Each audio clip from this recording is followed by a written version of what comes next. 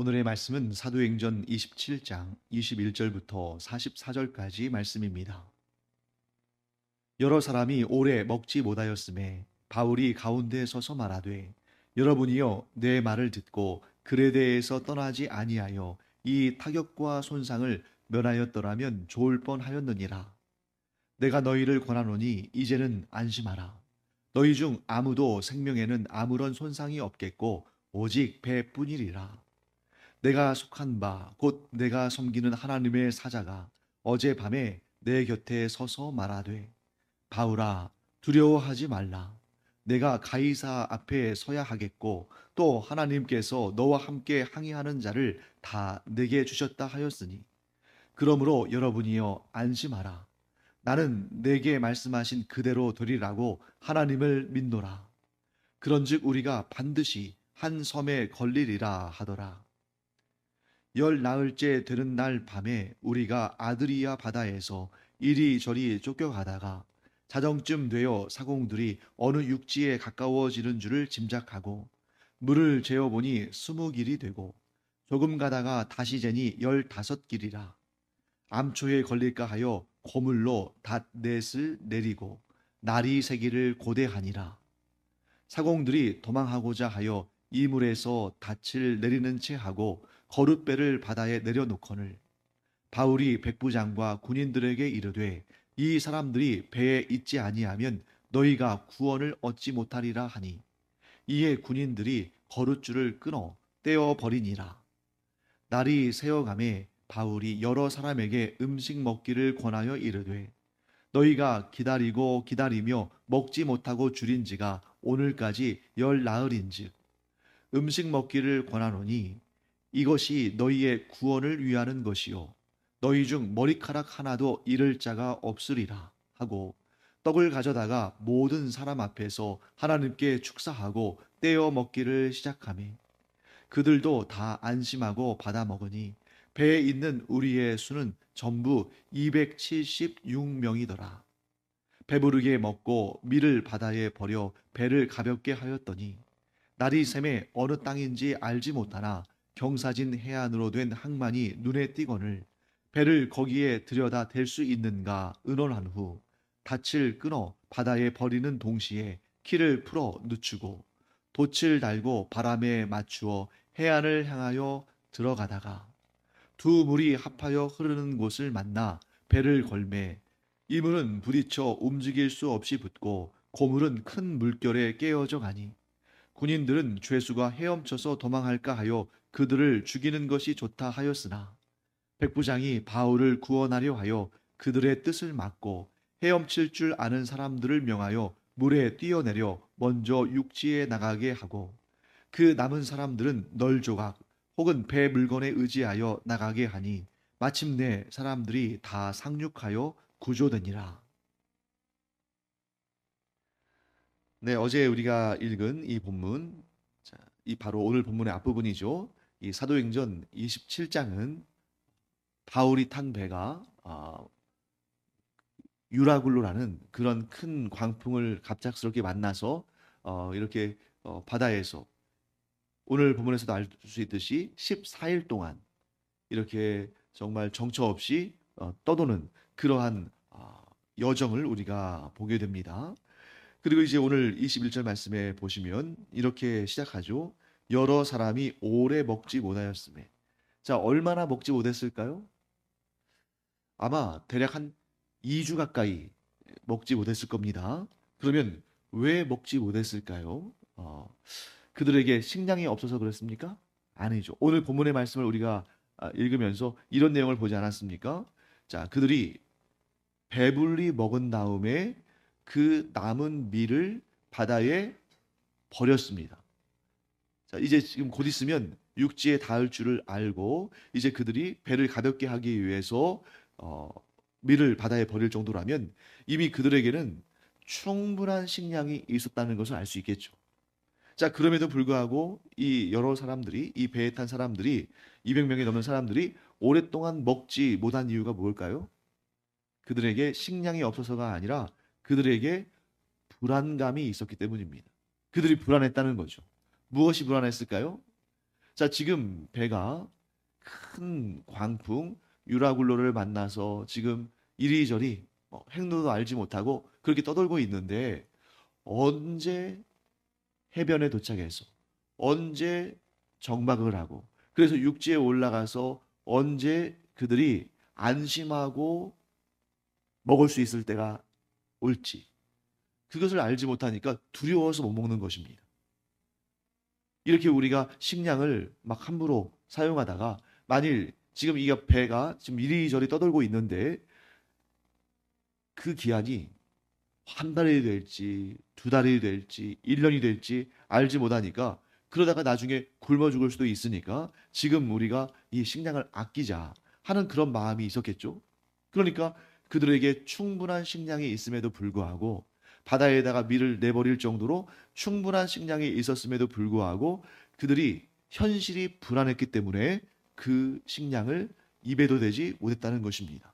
앞으로 상황이 어떻게 전개될지 몰랐기 때문이죠. 자, 이런 상황 속에서 우리가 우리의 삶을 또 돌아볼 수 있죠.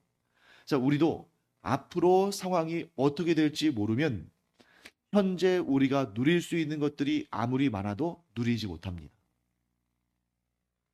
내일 어떤 일이 일어날지, 또 한 달 후에 어떤 일이 일어날지, 1년 후에 어떤 일이 일어날지 알지 못하기 때문에 지금 좋은 것을 풍성히 소유하고 있어도 누리지 못하는 것이죠.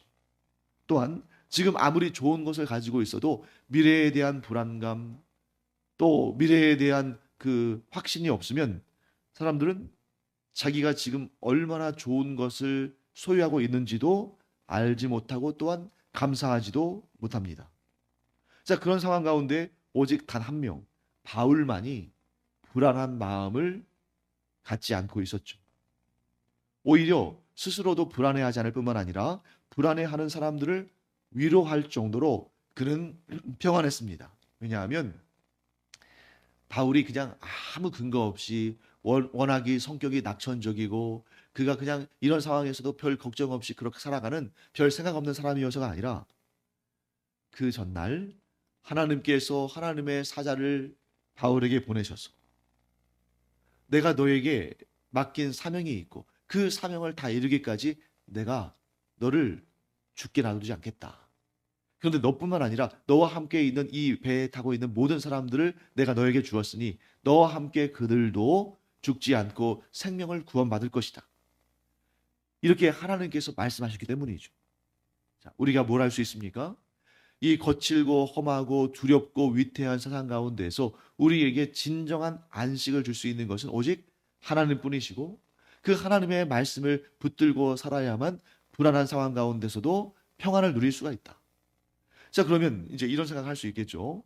나도 바울처럼 하나님께서 밤에 이렇게 꿈속에서든지 생시든지 혹은 환상을 통해서든지 이렇게 되어질 일들에 대해서 자세히 말씀해 주시면 나도 불안하지 않고 담대하고 평안할 수 있을 텐데. 근데 물론 그런 부분도 있겠죠.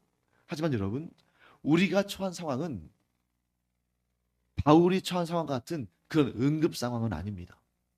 자, 바울이 처해 있는 그런 상황은 어떤 상황이에요? 정말 그야말로 오늘 죽을지 내일 죽을지, 아니 오늘 내일이 아니라 지금 당장 죽어도 아무런 이상이 없을 정도로 그렇게 위태로운 상황이죠. 반면에 우리의 상황을 보세요. 우리도 나름대로 내가 처해 있는 상황 가운데 걱정도 있고 염려도 있고 불안도 있지만, 이 바울이 지금 당하고 있는 이 정도의 상황은 아니지 않습니까? 즉 하나님께서는 아주 즉 일상적이지 않은 비상한 상황 가운데에서 이렇게 위로의 말씀을 주시고 지켜주시고 보호하시고 하는 이런 일들도 하시지만, 동시에 우리에게 이러한 비상한, 즉 일상적이지 않은 상황에 처하지 않도록 좀 돌보시고 인도하시고 일상의 평안을 누리게 하시는 그런 상황을 훨씬 많이 주신다는 거죠. 하지만 우리도 이 바울이 처한 것 같은 이 정도까지는 아니라 할지라도 우리 나름대로의 어렵고 힘든 상황들이 있을 수 있는데, 그럴 때는 또 하나님 어떻게 하십니까? 그때마다 하나님께서 우리 안에 깨달음을 주시거나 혹은 다른 누구를 통해서 목사나 전도사나 교사나 혹은 같이 신앙생활하는 다른 누군가를 통해서든 말씀하여 주시고, 어떤 경우는 우리가 전혀 생각하지 못한, 전혀 예상하지 못한 그런 상황 가운데 하나님의 말씀을 듣게 하시고 그 말씀의 은혜를 얻게 하실 때를 우리가 경험하게 된다는 것입니다. 자, 어떤 상황이든지 간에 우리는 이 한 가지 사실을 잊지 말아야 됩니다.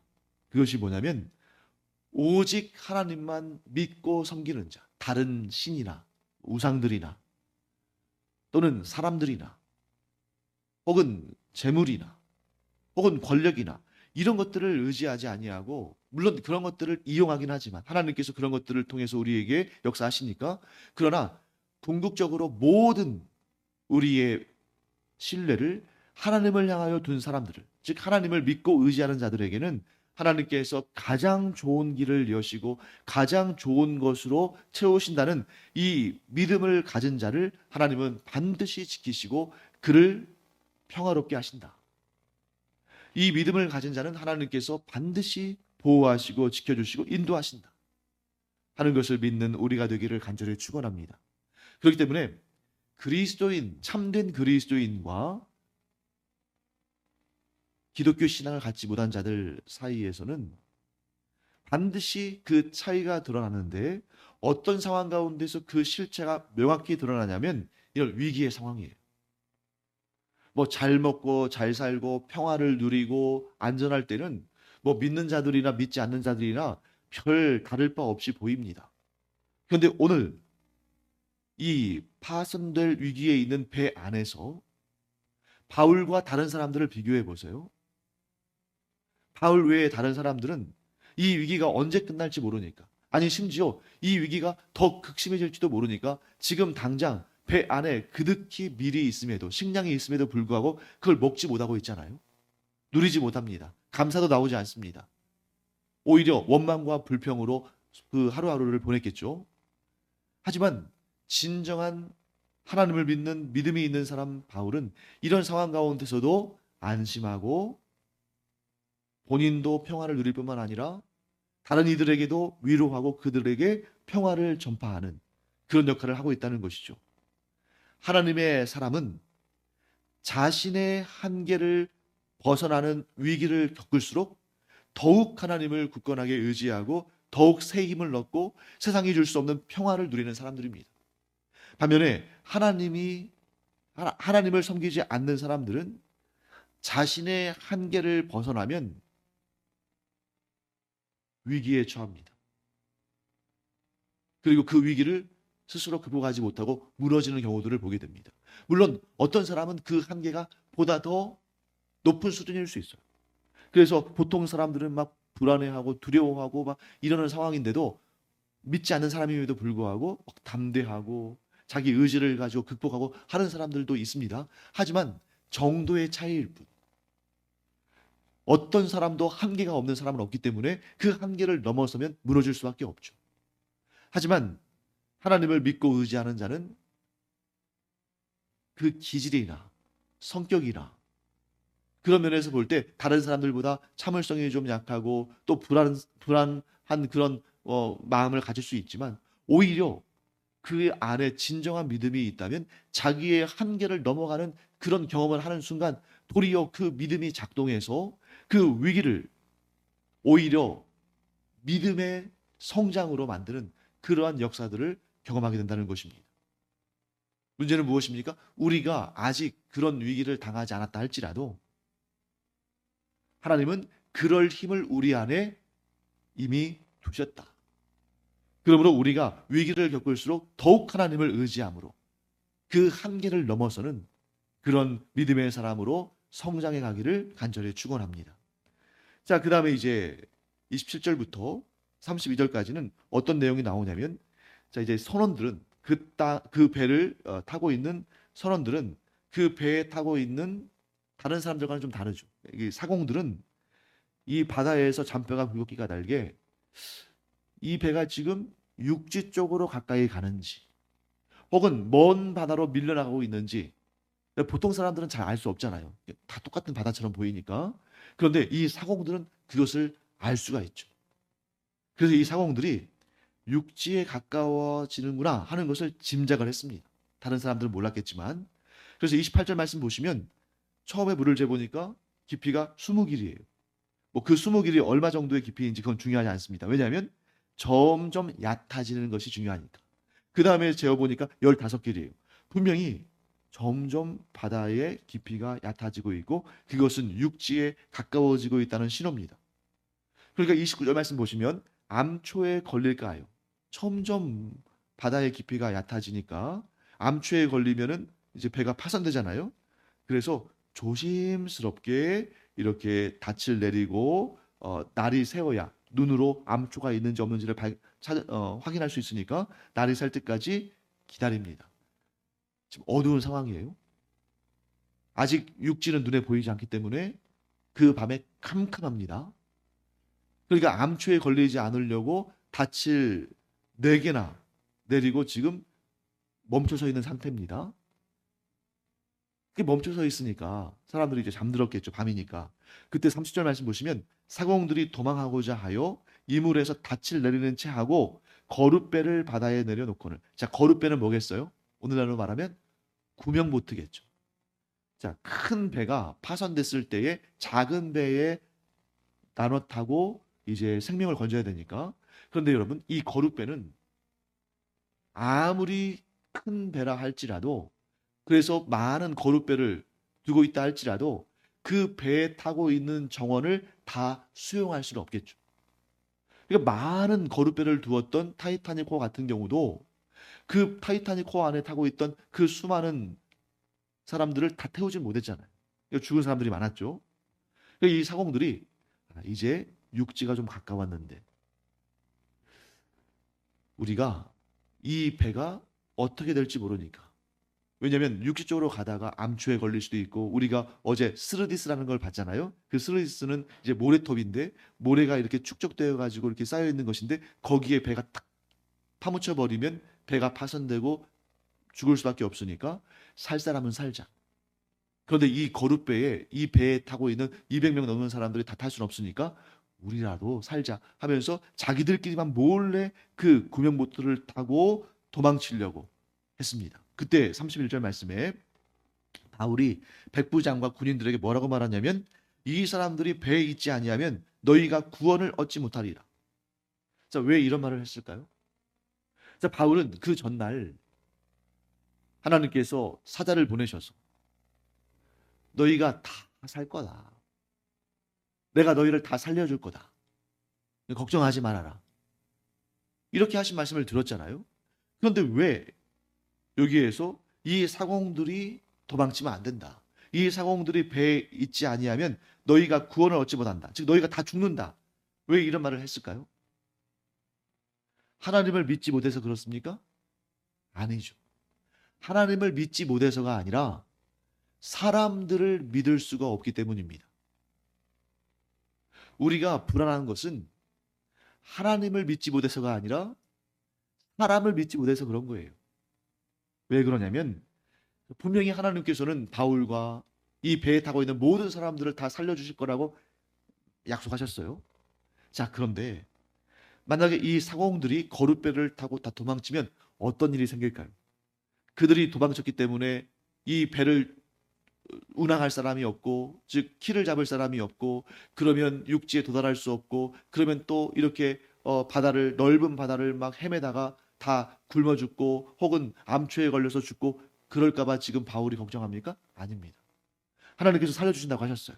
그런데 이 사공들이 거룻배를 타고 도망쳤다라는 소식이 들리고 그것이 확인되는 순간 그 배 안에서는 어떤 일이 발생할까요? 집단적인 패닉에 빠질 겁니다. 바울이야 하나님을 믿고 신뢰하니까 그런 패닉에 빠질 일이 없겠죠. 하나님께서 지켜준다고 약속하셨으니까 반드시 살 것이다. 그런데 믿음이 없는 사람들은 이 사공들이 사라진 사실을 아는 순간 집단적인 패닉에 빠져서 자살하는 사람도 있을 것이고 다른 사람들을 죽이는 사람도 있을 것이고 또는 막 무서워서 살려고 바다에 몸을 던졌다가 지금 육지가 그 정도로 가까운 상태는 아니니까 그냥 그 물에 빠져서 죽는 사람도 생길 것이고 서로 불안감에 서로를 죽이고 죽는 상황이 발생할 수도 있다는 것입니다. 자, 이처럼 이런 문제가 생기는 바울이 두려워한 것은 하나님께서 약속을 지키지 않으실 것이기 때문이 아니라 하나님은 반드시 약속을 지키실 텐데 사람을 믿을 수 없는 거예요. 똑같은 상황 가운데에 누구는 살 수 있는데 누구는 죽기도 합니다. 무엇 때문이에요? 어떤 이는 자기 자신을 다스려서 마음의 평화를 갖고 살기도 하는데 어떤 이는 똑같은 상황인데 스스로 두려움에 빠져서 불안감에 빠져서 자기 자신의 생명을 해치기도 합니다. 똑같은 상황인데 패닉에 빠져서. 그렇기 때문에 우리가 이 본문의 말씀을 통해서 아주 중요한 진리를 깨달아야 됩니다. 하나님을 믿는 자는 아무리 열악하고 위험하고 자기의 한계를 벗어나는 그런 상황 가운데서도 하나님을 의지하기에 삶의 소망을 얻지만 하나님을 의지하지 않으면 다른 사람들이 보기에 아무렇지도 않고, 아니 오히려 다른 사람들보다 더 좋은 상황, 좋은 환경 가운데서도 절망에 빠져서 스스로를 해칠 수도 있다. 우리가 다른 사람과 나를 비교해 볼 때 나보다 더 좋은 환경, 나보다 더 높은 지위, 나보다 더 많은 재물을 가진 사람을 주목해서 보면 내 것이 아무것도 아닌 것처럼 보일 수 있지만 나보다 훨씬 못한 사람들, 뭐 예를 들면 우리가 지금 계속해서 기도와 재정적인 후원을 하고 있는 저 아프리카나 동남아시아나 그런 곳에 살아가는 사람들과 우리를 비교한다면 우리는 그들보다 훨씬 더 좋은 환경, 훨씬 더 안전한 상황 가운데 살고 있지 않습니까? 문제는 뭐냐면 그런 환경 때문이 아니라 하나님을 믿지 않고 하나님을 의지하지 않으면 남들이 보기에 너무나도 좋은 환경과 너무나도 좋은 상황 가운데서도 얼마든지 절망에 빠질 수 있고 얼마든지 패닉에 빠질 수 있다. 우리가 여러분 아무리 어렵고 힘들다 할지라도 저 하루에 1달러도 되지 않는 그런 돈으로 살아가는 그러한 정말 가난하고 굶주린 자들보다는 훨씬 나은 환경 아닙니까?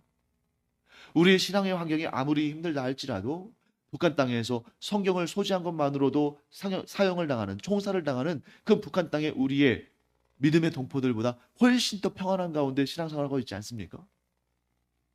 그런데 우리가 하나님을 향한 믿음을 놓치면, 하나님을 신뢰하지 않으면, 하나님의 약속을 붙들지 않으면 얼마든지 이런 패닉에 빠져서 고통과 절망에 젖어들 수 있다는 것이죠. 그래서 여러분 우리가 꼭 기억하기 바랍니다. 하나님을 진정 신뢰하는지 하나님을 아직 신뢰하고 못하고 있는지는 어떤 상황 가운데서 정확히 드러납니까? 위기의 상황 가운데. 그래서 우리가 바울처럼 위기의 상황 가운데 오히려 더 하나님을 굳건히 붙잡음으로 말미암아 나 스스로 평안을 누릴 뿐만 아니라 믿음이 없어서 패닉에 빠져들어가는 그런 사람들을 위로하고 격려하고 견고히 세워주고 그들에게 평화를 전하는 그런 복된 믿음의 사람들 되기를 간절히 축원합니다. 기도하겠습니다. 하나님, 오늘 똑같은 상황 가운데 있으면서도 바울은 하나님을 신뢰하기에 그 위기의 상황 가운데서 평안을 누릴 수 있었던 것처럼 저희도 그와 같은 믿음의 사람들 되기를 간절히 원합니다.